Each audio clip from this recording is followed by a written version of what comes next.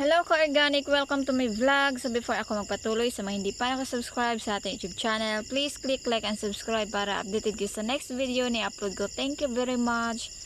So ito na yung gibaging ko na sunflower. Ayan. Ready na siya i-transplant sa field.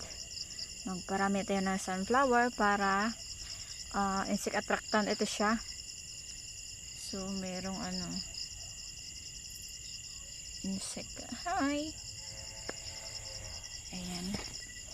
I-transplant natin ito ngayong weekend.